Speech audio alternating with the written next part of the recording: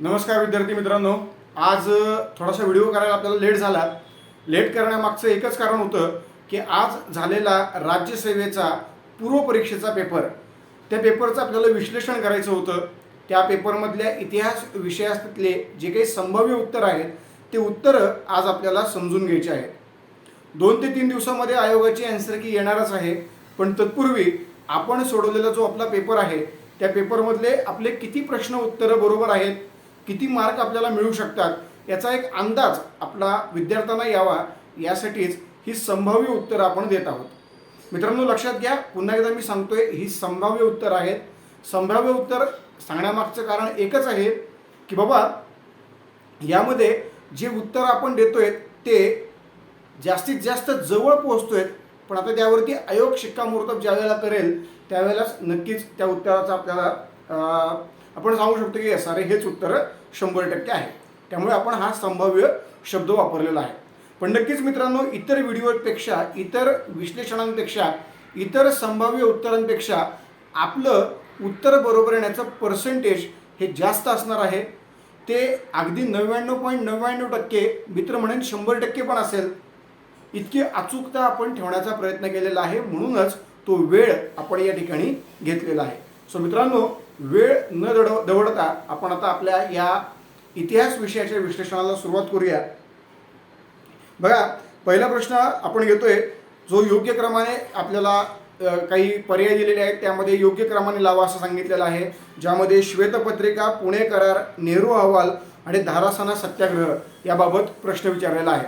So मित्रांनो, यामध्ये समजून घ्या, श्वेतपत्रिका ही 1933ला मांडली होती, पुणे करार हा 1932ला झालेला होता, त्याचप्रमाणे नेहरू अहवाल हा 1928ला आणि धारासाना सत्याग्रह 1930ला झालेला होता.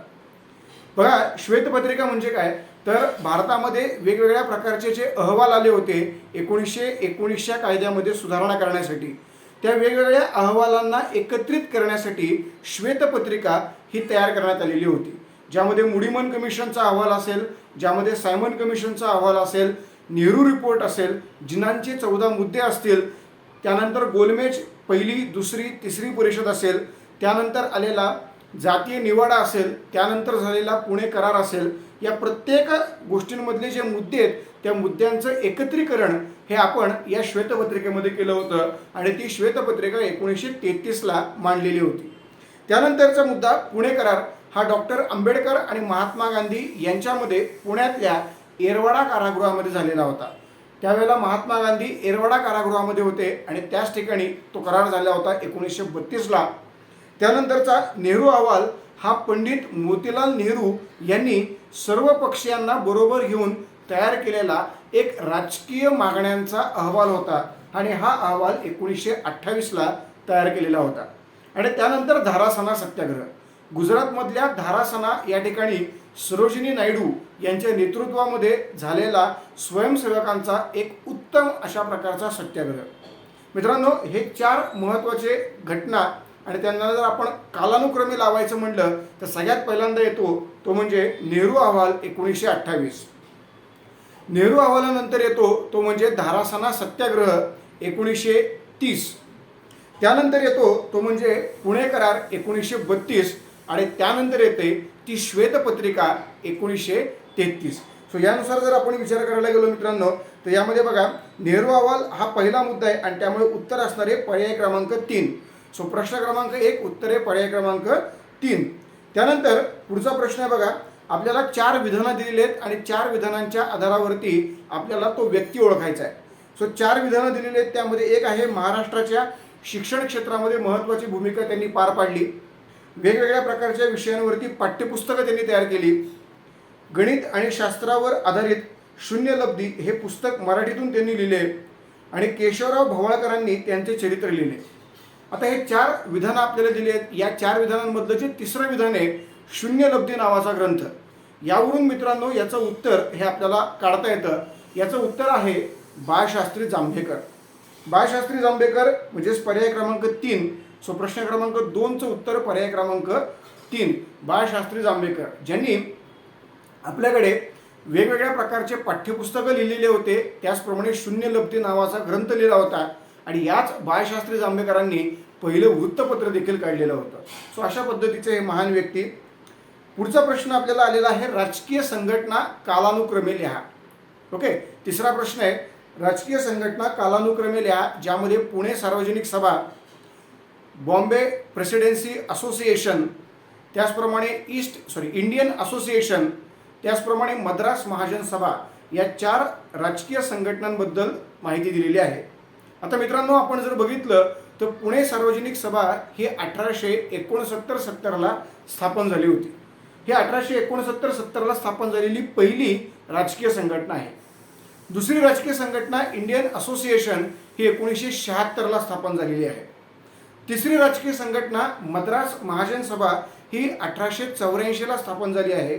आणि त्यानंतरची चौथी म्हणजेच बॉम्बे प्रेसिडेन्सी असोसिएशन 1885ला स्थापन झालेली आहे. यानुसार जर आपण बघितलं तर हा पहिला आला पाहिजे आणि म्हणूनच प्रश्न क्रमांक 3चं उत्तर आहे पर्याय क्रमांक 2. ठीक आहे. पुढचा प्रश्न, खालीलपैकी कोणता निर्णय साबरमती कराराने घेण्यात आलेला आहे? आता मित्रांनो, हा एक संदिग्ध प्रश्न आहे. याच्यावरती परफेक्ट उत्तर देता येईल याची शाश्वती नाही आहे. पण यस, जे संभावित उत्तर आहे मित्रांनो, की जे उत्तर असू शकतं, तर ते उत्तर देण्याचा यात प्रयत्न केलेला आहे. साबरमती कराराने नेमकं काय झालं तर मोतीलाल नेहरू आणि बॅरिस्टर मुकुंदराव जयकर यांच्या समितीने मध्यवर्ती विधिमंडळाचे नेमके सदस्य कोण असावेत हे निश्चित केलेलं होतं. तेव्हा मित्रांनो, हे गॅरंटेड नाही आहे, पण नक्कीच संभावित प्रकारचं उत्तर असू शकतं असं यामध्ये आपल्याला दिसतं. ठीक आहे. पुढचा प्रश्न, 1934मध्ये कर्षक संगम हा शेतकरी संघटना खालीलपैकी कोणत्या प्रांतात स्थापन झाली? बघा, 1934 हे साल दिलेले आहे आणि कर्षक संगम. आता संगम म्हटल्यानंतर नक्कीच हे दक्षिण भारतामध्ये असतं आणि त्यामुळे आपण जर बघितलं तर या 4 पर्यायांमधले 3 पर्याय दक्षिण भारतातले. सो एक पर्याय बंगाल, तो उडालेला आहे. आता उरले 3 पर्याय, तर या 3 पर्यायांमधनं आपल्याला असं दिसतं की कर्षक संगम हे मलबारमध्ये स्थापन झालेलं होतं. कुठे? मलबारमध्ये. मग मलबारमध्ये जर स्थापन झालं असेल तर मलबार कुठे आहे? तर मलबार हे केरळमध्ये येतं. आणि म्हणूनच 1934ला कर्षक संगम ही शेतकऱ्यांची राजकीय संघटना नेमकी कोणत्या राज्यात स्थापन झाली? त्याचं उत्तर आहे केरळमध्ये. पर्याय क्रमांक 3. त्यानंतर पुढचा प्रश्न आहे दांडी यात्रेचा उल्लेख हा रामाचा लंकेवरील ऐतिहासिक मोर्चा असं कुणी केलेलं आहे? असं वर्णन कुणी केलं असं आपल्याला प्रश्न विचारला आहे. खरं तर हा बाउन्स प्रश्न आहे, फुलटॉस प्रश्न आहे. हा प्रश्न येईल याची शाश्वती बिलकुल नाही आहे. या प्रश्नाचं उत्तर बहुतांश मुलांना जमलेलं नाही आहे, ही गोष्ट गॅरंटेड आहे. मग याचं नेमकं उत्तर कुठं आणि कसं मिळतं? तर लक्षात घ्या, अनेक खंडात्मक पुस्तकं असतात आणि या पुस्तकांमध्ये नक्कीच आपल्याला अशा गोष्टींची उत्तरंही मिळतात. त्यातनंच हे उत्तर मिळालेलं आहे. रामाचा लंकेवरील ऐतिहासिक मोर्चा असं दांडी यात्रेचं वर्णन नेमकं कुणी केलं? तर ते पंडित मोतीलाल नेहरू यांनी केलेलं आहे आणि म्हणून याचं उत्तर आहे पर्याय क्रमांक 1. पुढचा प्रश्न आपल्याला विचारला आहे, पंडिता रमाबाई यांनी रमाबाई असोसिएशनच्या अनुमतीने आपल्याला सल्ला देण्यासाठी एक सल्लागार मंडळ नेमले होते. त्यात नेमके कोण कोण सदस्य होते? ओके, लक्षात घ्या मित्रांनो, पंडिता रमाबाई ज्या वेळेला अमेरिकेला गेलेल्या होत्या, अमेरिकेमधल्या बोस्टन या ठिकाणी त्या गेल्या, त्या ठिकाणी त्यांनी भारतातल्या महिलांची जी एक अवस्था आहे ती अवस्था अमेरिकन लोकांना सांगण्याचं काम केलं आणि त्यातनंच या भारतीय महिलांची अवस्था सुधारण्यासाठी, त्यांच्यामध्ये विकास होण्यासाठी यांनी काय काम केलं तर यांनी American association, Ramabai American association याची स्थापना केली. आणि याच्या स्थापनेमध्ये जे सल्लागार मंडळ स्थापन केलं त्यामध्ये 3 मातब्बर लोक घेतले. एक न्यायमूर्ती महादेव गोविंद रानडे, 2 न्यायमूर्ती के.टी. तेलंगे आणि 3 रामकृष्ण भांडारकर. सो या 3 लोकांना संचालक मंडळ म्हणून त्या ठिकाणी घेण्यात आलेलं होतं. त्यामुळे या ठिकाणी जर आपण उत्तर बघितलं तर पर्याय क्रमांक 4 आहे. 1, 2 आणि 3. सो प्रश्न क्रमांक 7 उत्तर आहे पर्याय क्रमांक 4. त्यानंतर पुढचा प्रश्न 8वा, 1918 साली मुंबईतील कामगारांना पीपल्स युनियन ही संघटना स्थापन करण्याचा उपदेश कोणी केला? मित्रांनो, हे मी गॅरंटेड सांगू शकतो की नक्कीच या प्रश्नाचं उत्तर इतर कोणत्याही संभाव्य उत्तरांपेक्षा पूर्णपणे वेगळं आहे आणि ते ॲक्युरेट आहे. ह्याचा रेफरन्स आपल्याकडे आहे आणि तो रेफरन्स आपल्याकडे असल्यामुळे, शिवाय आपण हे ॲक्च्युअल शिकवलेलं असल्यामुळे याचा नक्कीच विद्यार्थ्यांना फायदा होणार आहे. मित्रांनो, या संघटनेचा स्थापना करावी असा उपदेश हा राजश्री शाहू महाराजांनी केलेला आहे. आता तुम्ही म्हणताल की आम्हाला याचं उत्तरच माहीत नाही आहे, तर आम्ही नेमकं शोधायचं कसं? बघा, 4 पर्याय दिलेत मित्रांनो. एक पर्याय दिलेला आहे, त्याचं नाव आहे नारायण मेघाजी लोखंडे, पण ते 1918 मध्ये नव्हतेच, ते वारले होते ऑलरेडी, त्यामुळे त्यांचं उत्तर इथं घ्यायचा प्रश्नच येत नाही. दुसरे भाई माधवराव बागल. आता यांचा जन्म 1905चा आहे, त्यामुळे 13व्या वर्षी कुठलाही व्यक्ती अशा प्रकारचा उपदेश करणार आणि कोणीतरी संघटना स्थापन करणार शक्य नाही आहे. सो तो मुद्दा गेला. आता उरले फक्त 2च मुद्दे, एक डॉक्टर आंबेडकर आणि दुसरे शाहू महाराज. पण मित्रांनो, एक गोष्ट लक्षात घ्या, डॉक्टर आंबेडकर यांचा राजकीय जीवन, सामाजिक जीवन याचा प्रवास 1920 पासून सुरू झालेला आहे. त्यामुळे राजकीय किंवा सामाजिक जीवनाचा प्रवास 1920 पासून असल्यामुळे 1918ला स्थापन झालेली ही जी संघटना आहे त्याच्यासाठी उपदेश आंबेडकरांनी नक्कीच केलेला नाही आहे. मग उत्तर आहे शाहू महाराज. शाहू महाराज यांनी मुंबईमधल्या परळमध्ये कामगारांना उद्देशून एक सभा घेतली आणि त्या ठिकाणी बाबासाहेब बोले यांना उपदेश केला की बाबा, तुम्ही अशा प्रकारे एक कामगारांची संघटना स्थापन करा आणि त्यात पीपल्स युनियन म्हणजेच लोकसंघ ही संघटना स्थापन झाली. पीपल्स युनियन म्हणजेच लोकसंघ ही संघटना स्थापन झाली आणि त्याचे पहिले अध्यक्ष बाबासाहेब बोले बनले. सो ह्या पद्धतीने मित्रांनो, शाहू महाराज यांनी केलेल्या उपदेशावरून पीपल्स युनियन या कामगारांच्या संघटनेची स्थापना झाली. मित्रांनो, चॅलेंज आहे की याचं उत्तर हे 100% बरोबर आहे आणि याचं उत्तर बहुतांश संभावित उत्तरं जे काही दिलेले आहेत इतर व्हिडिओजमध्ये त्याच्यापेक्षा 100% वेगळं आहे आणि ते 100% बरोबर आहे. त्यामुळे नक्कीच याचा फायदा घ्या मित्रांनो आणि याला जास्तीत जास्त शेअर करा. पुढे बघा, पुढचा प्रश्न, ब्राह्मणेतर पत्रकारितेची मुहूर्तमेढ रोवून चिपळूणकरांच्या महात्मा फुलेंवरील हल्ल्याचा बचाव आपल्या वृत्तपत्राद्वारे कोणी केला, असा प्रश्न विचारलेला आहे. बघा मित्रांनो, इथं ब्राह्मणेतर चळवळ असं न विचारता ब्राह्मणेतर पत्रकारितेची मुहूर्तमेढ असं विचारलेलं आहे. हा खूप महत्त्वाचा मुद्दा आहे. ब्राह्मणेतर पत्रकारितेची मुहूर्तमेढ खूप महत्त्वाचा मुद्दा आहे आणि याच्यावरती आपल्याला जर विचार करायला गेलो तर खूप साऱ्या गोष्टी मिळतील. मग बघा, ब्राह्मणेतर चळवळीची मुहूर्तमेढ कोणी रोवली? आजपर्यंत जे काही वृत्तपत्र होते, जे काही वृत्तपत्राचे संपादक होते, ते सर्व ब्राह्मण होते. मग नेमकं ब्राह्मणेतर असं पहिलं वृत्तपत्र कोणी चालू केलं? तर हे पहिलं वृत्तपत्र चालू केलं महात्मा फुले यांचे अनुयायी असणाऱ्या कृष्णराव भालेकर यांनी. कृष्णराव भालेकर यांनी दीनबंधू या वृत्तपत्राची स्थापना केली. काही वर्ष कृष्णराव भालेकर यांनी ते सांभाळलं. त्यांच्यानंतर नारायण मेघाजी लोखंडे यांनी ते सांभाळलं. आता हे दोन्ही पर्याय आपल्याला दिलेले आहेत. मग नेमकं उत्तर काय लिहायचं? तर लक्षात घ्या, प्रश्नात सांगितलेलं आहे ब्राह्मणेतर पत्रकारितेची मुहूर्तमेढ कुणी रोवली? मुहूर्तमेढ याचा अर्थ सुरुवात कुणी केली? तर मग उत्तर लिहायचं काय? कृष्णराव भालेकर. त्यामुळे मित्रांनो, या ठिकाणी उत्तर असणार आहे कृष्णराव भालेकर. पर्याय क्रमांक 4. पुढचा प्रश्न आहे 10वा. बघा, मध्ययुगीन इतिहासावरती आलेला हा प्रश्न आहे. धर्माची राजकारणापासून फारकत घेतली, सती जाणाऱ्या शूर स्त्रियांबाबत अलिप्ततेचे धोरण स्वीकारले, बालविवाह थांबवणे आणि विधवा विवाहाला उत्तेजन दिले, सामाजिक कायद्यांबद्दल अंतिम निर्णय आपला असल्याचा दावा केला. आता हे जे 4 विधान आहेत, हे 4 विधानं नेमके कोणत्या मुघल बादशाहाबाबत योग्य ठरतील असं या ठिकाणी विचारलेलं आहे. ज्यामध्ये बाबर दिलाय, हुमायूं दिलाय, अकबर दिलाय, औरंगजेब दिलाय. आता जर आपण विचार करायला गेलो तर संपूर्ण भारतामध्ये भारतीयांचा आवडणारा बादशाह, संपूर्ण भारताचा महान राजा कोण होता असं म्हणल्यानंतर पहिलं उत्तर जे येतं ते म्हणजे अकबर. आणि त्यामुळेच मित्रांनो, हा अकबर जो धर्मापासून पूर्णपणे वेगळा होता, जो व्यक्ती सामाजिक कायद्यांबाबत अंतिम निर्णय स्वतःकडे घ्यायचा, तो धर्मांध नव्हता. आणि म्हणूनच हे 4ही विधान त्याच व्यक्तीबाबत योग्य ठरतात ज्यांनी अलिप्ततेचं धोरण स्वीकारलेलं होतं, ज्यांनी धर्मापासून राजकारण वेगळं केलं होतं, तो म्हणजे महान अकबर. त्यामुळे उत्तर असणार आहे पर्याय क्रमांक 3, प्रश्न क्रमांक 10चं. पुढे प्रश्न क्रमांक आहे 11वा. आता बघा मित्रांनो, जो 11वा प्रश्न आहे ज्याच्यामध्ये आपल्याला विचारले की खानदेशातल्या भिल्लांनी ब्रिटिश राजवटीस विरोध केला होता कारण. 3 विधानं दिलेली आहेत. उत्तर भारतातील उठावाच्या घटनांपासून सातपुडा विभागातील भिल्लांनी प्रेरणा घेतली. 1857च्या उठावाचा फायदा घेऊन भागोजी नाईक आणि काझीसिंग नाईक उठावात सामील झाले. काझीसिंग आणि त्यांच्या सहकाऱ्यांनी सरकारी खजिना व पोस्ट जाळले.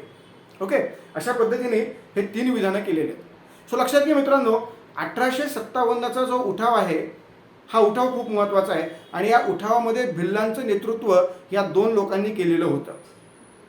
या लोकांनी सरकारी खजिना, पोस्ट ऑफिस जाळलेले होते. ओके, फक्त एक लक्षात घ्या की महाराष्ट्रात झालेला हा जो काही आदिवासी लोकांचा उठाव आहे, ज्यामध्ये भिल्ल असतील, गोंड असतील, महादेव कोळी असतील, रामोशी असतील, इतरही अनेक समाजातले आदिवासी लोक होते ज्यांनी हे उठाव केलेले होते. ते उठाव प्रत्यक्षात सुरू झाले होते महाराष्ट्रात पहिल्यांदा. ब्रिटिशांविरोधात उठावाची परंपरा महाराष्ट्रात पहिल्यांदा सुरू झाली आणि नंतर ती इतरत्र पसरलेली होती. त्यामुळे उत्तर भारताकडनं प्रेरित होऊन आपण उठाव केला हे पूर्णपणे चुकीचं आहे. त्यामुळं अविधान हे चुकीचं आहे, म्हणजे एक विधान हे चुकीचं आहे. 2 आणि 3 हे विधानं बरोबर आहेत आणि म्हणूनच इथं उत्तर असणार आहे पर्याय क्रमांक 2. 2 आणि 3 हे बरोबर असं या ठिकाणी उत्तर असणार आहे. प्रश्न क्रमांक 12. ॲनी बेझंट यांनी होम रूल चळवळीबद्दलचे विचार कुठल्या वृत्तपत्रामध्ये मांडले? आता सिंपल आहे ना, माझे विचार मला जर मांडायचे असतील तर माझे विचार मी कुठल्या वृत्तपत्रात मांडणार? माझ्याच वृत्तपत्रात. थोडीच मी माझे विचार दुसऱ्याच्या वृत्तपत्रात मांडणार आहे. त्यामुळे ॲनी बेझंट यांनी होम रूल चळवळीचे जे विचार मांडले ते त्यांचेच वृत्तपत्रात. मग त्यांचे वृत्तपत्र कोणते? 2 वृत्तपत्र, एक न्यू इंडिया आणि दुसरं कॉमनवेल्थ. आणि म्हणूनच या ठिकाणी उत्तर असणार आहे न्यू इंडिया कॉमनवेल्थ, म्हणजेच पर्याय क्रमांक 1, फक्त अ व ब. ठीक आहे. सो प्रश्न क्रमांक 12 उत्तर आहे पर्याय क्रमांक 1. त्यानंतर 13वा प्रश्न आहे, मालविकाग्निमित्र या प्राचीन नाटकात कोणत्या 2 राजघराण्यांच्या वैवाहिक संबंधांवरती प्रकाश पडतो? बघा, नाटकाचं नाव काय आहे? मालविकाग्निमित्र. आता मालविकाग्निमित्र म्हणजे काय? तर बघा, मालविका आणि अग्निमित्र हे जे 2 जण आहेत, ह्या 2 जणांचं वैवाहिक जीवन याबाबत एक नाटक लिहिलं महान कवी कालिदास यांनी. आता मालविका आणि अग्निमित्र हे नेमके कोण होते? तर हे शुंग आणि विदर्भाचं जे यज्ञसेन घराणं आहे त्या घराण्यातले होते. त्यामुळे या दोघांमुळे कोणत्या राजघराण्याचे वैवाहिक संबंध दाखवले गेले? तर ते शुंग आणि विदर्भातल्या यज्ञसेन राजघराण्याचे संबंध दाखवले गेले. सो प्रश्न क्रमांक 13 उत्तर आहे पर्याय क्रमांक 1. त्यानंतरचा 14वा प्रश्न, वैदिक काळामध्ये व्यापारात विनिमयाचे माध्यम काय होते? आता विनिमय म्हणजे काय? एखादी वस्तू खरेदी करायची असेल तर नेमकं मला त्या बदल्यात काहीतरी द्यावं लागतं. मग त्या बदल्यात मला काय द्यायचे, काय द्यावं लागणार आहे, तर याला आपण म्हणतो विनिमयाचं साधन. सो लक्षात घ्या, वैदिक काळ जो आर्यांचा काळ होता, ज्या काळामध्ये वेद निर्माण केले, तर त्या वैदिक काळामध्ये जे विनिमयाचं साधन होतं यामध्ये होतं निष्क, यामध्ये होता कृष्णाल, यामध्ये होता शतमान. सो या 3 गोष्टीचा विनिमय म्हणून किंवा विनिमयाचं साधन म्हणून वापर केला जायचा. म्हणूनच या ठिकाणी उत्तर असणारे 1, 2, 3 म्हणजेच पर्याय क्रमांक 1. सो प्रश्न क्रमांक 14 उत्तर आहे पर्याय क्रमांक 1. आणि मग शेवटचा प्रश्न येतो, सेतू माधवराव पगडी यांच्या मते नाथपंथातल्या कोणत्या संताने शहा रमजान हे नाव धारण करून सुफी संत निजामुद्दीन यांच्याकडून इस्लाम धर्माची दीक्षा घेतली? हे महाराष्ट्राच्या सांस्कृतिक इतिहासातलं एक गूढ आहे. सेतू माधवराव पगडी यांचं याबाबतचं मत आहे आणि त्या मतानुसार त्यांचं म्हणणं असं आहे, जे नवनाथ आहेत त्या नवनाथामध्ये एकूण 9 नाथ आहेत. त्या 9 नाथांमधले 4 नाथ दिलेत ज्यांनी कुणीतरी त्यांच्यापैकी कुणीतरी एकाने इस्लाम धर्माची दीक्षा घेतलेली होती निजामुद्दीन यांच्याकडनं. मग नेमके ते कोण होते? गोरखनाथ होते का, घेनीनाथ होते का, जालंधरनाथ होते का, की कानिफनाथ होते? तर मित्रांनो, जर तुम्ही पुण्यामधले असाल तर तुम्हाला याचं उत्तर परफेक्ट येणार आहे. यासाठी पुस्तकाच्या वाचनाची आवश्यकता नाही आहे, कारण पुण्याच्या जवळच कानिफनाथ आहे आणि त्या कानिफनाथ गडावरती आपल्याला निजामुद्दीनचा दर्गा देखील बघायला मिळतो. त्यामुळेच लक्षात घ्या, कानिफनाथ आणि निजामुद्दीन यांचा संबंध आहे आणि त्याच्यावरूनच हे उत्तर काय दिलं जातं? तर कानिफनाथ. ओके. सो कोणते नवनाथ की ज्यांनी इस्लाम धर्माची दीक्षा घेतली असं सेतू माधवराव पगडी यांचं म्हणणं आहे, तर ते आहे कानिफनाथ. सो उत्तर असणार आहे प्रश्न क्रमांक 15चं पर्याय क्रमांक 4. सो ह्या पद्धतीने मित्रांनो आपण इतिहास या विषयाचं विश्लेषण केलं, त्याचप्रमाणे याची काही संभाव्य उत्तरं तुम्हाला सांगितली. मित्रांनो, जर नेहमीचा राज्यसेवेचा ट्रेंड आपण बघितला तर साधारण 15 प्रश्न असतात. यावर्षी 15 प्रश्न होती. साधारण 8 प्रश्न हे प्राचीन आणि मध्ययुगीनवरती असतात आणि 8 आधुनिकवरती असतात. पण यावेळेला मात्र कुठेतरी ट्रेंड बदललेला दिसतोय. यावेळेला प्राचीनवरती 2 प्रश्न आहेत, मध्ययुगीनवर फक्त एकच प्रश्न आहे आणि आधुनिकवरती उर्वरित सर्व 13 प्रश्न आहेत. यामुळे मित्रांनो, हा जर ट्रेंड असाच पद्धतीने बदलत राहिला आणि तो पुढे भविष्यात आपल्याला बघायला मिळाला याच पद्धतीने, तर आपल्यासाठी ही अत्यंत महत्त्वाची गोष्ट आहे. कारण राज्यसेवा मेन्स ही पूर्णपणे आधुनिक भारताच्या इतिहासावर अवलंबून आहे. त्यामुळे आधुनिक भारताचा इतिहास मेन्सला केला तर परत प्राचीन आणि मध्ययुगीनचा वेगळा अभ्यास करायची आवश्यकताच नाही आहे, कारण फक्त 3 मार्क आहेत या वर्षीच्या नुसार. त्यामुळे नक्कीच तुम्हाला हा पेपर सोपा गेलेला असावा. बाकी तुम्हाला जर हा पेपर सोपा गेलेला असेल, उत्तरं तुमची येत असतील, तर लगेच मेन्स परीक्षेच्या तयारीला लागा. त्यासाठी पुन्हा एकदा तुमचं सर्वांचं अभिनंदन आणि तुम्हाला बेस्ट लक. धन्यवाद मित्रांनो.